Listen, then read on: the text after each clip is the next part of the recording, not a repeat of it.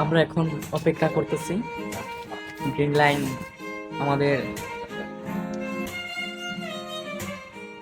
ঠিক 10টার সময় এখান থেকে লঞ্চ করবে। তো এখন বাজে 9:31, আরো আধা ঘন্টা ওয়েট করতে হবে। আর আমাদের পাশে আছে, আমাদের যেই বাসটায় আমরা করে যাব সেটা আমাদের পাশেই আছে। তো আমরা অপেক্ষা করছি এখানে। আর এটাই হচ্ছে সেই ওয়েটিং রুম, মানে যাত্রী ছাউনি, যেটা ঢাকায় আমরা দেখতে পারি।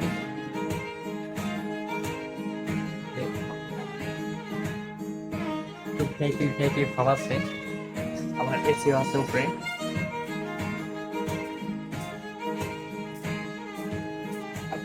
গ্রিন লাইনে চড়বো ফার্স্ট টাইমের মতো, মানে ফার্স্ট টাইম চলতেছি গ্রিন লাইনে। সেই অভিজ্ঞতাটা আপনাদেরকে জানাবো, সাথেই থাকুন।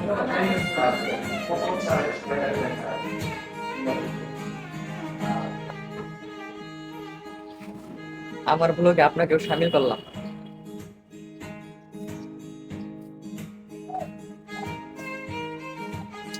কতক্ষণ সময় লাগে ঢাকা যেতে?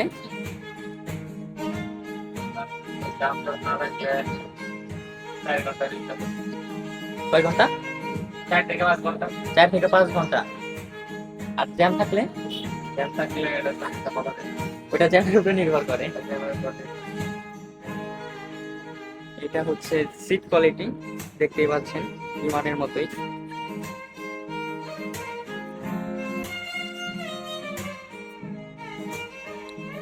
এখানে টোটাল 27টা সিট আছে।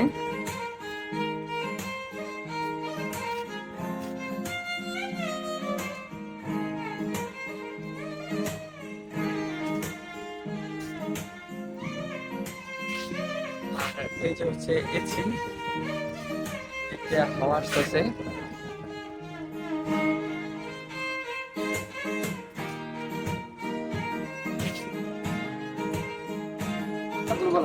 গাড়ির চালক কি আপনি?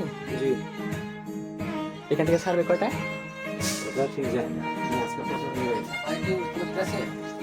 আমরা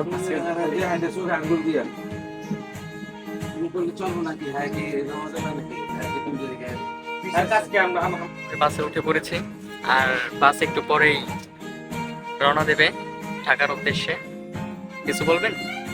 না, যাত্রা এখন আমাদের সিলেটেরটা শেষ হইলো, দেন ঢাকার উদ্দেশ্যে রওনা দিচ্ছি।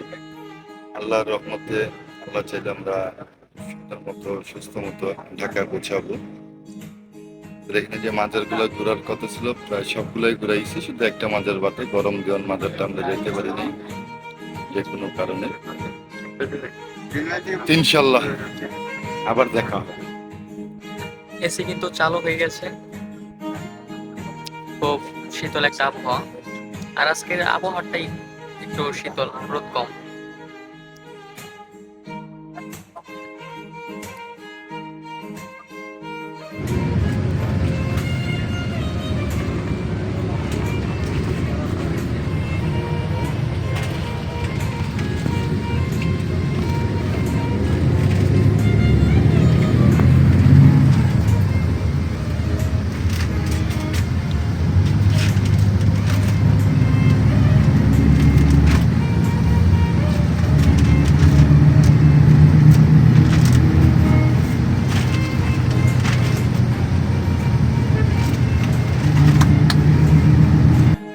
একাধারে 2.5 ঘন্টা গাড়ি চলার পর ঢাকা এবং সিলেটের মাঝামাঝি একটি জায়গায় আমাদেরকে যাত্রা বিরতি দেওয়া হলো।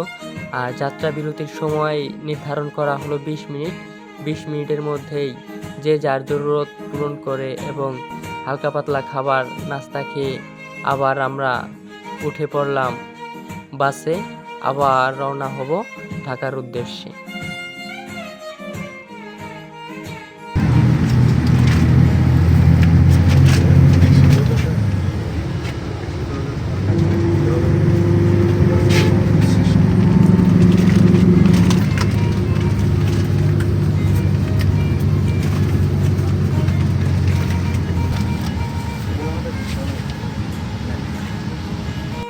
আমরা কিন্তু দীর্ঘ 7 ঘন্টা গাড়িতে যাত্রা করার পর সিলেট থেকে ঢাকা পৌঁছে গেলাম। আমাদেরকে ঢাকার রাজারবাগে নামিয়ে দেওয়া হলো। তো আমরা সেখান থেকে আমাদের প্রাইভেট কার নিয়ে আমরা আমাদের নিজ বাড়ির উদ্দেশ্যে রওনা হলাম। তো ভিডিও এই পর্যন্তই। আপনারা ভালো থাকবেন, সুস্থ থাকবেন, দেখা হবে নতুন কোনো এক ভিডিওতে। আর হ্যাঁ, আমাদের পরিবারে একজন হতে হলে অবশ্যই আমাদের চ্যানেলটি সাবস্ক্রাইব করে আমাদের পাশেই থাকতে হবে।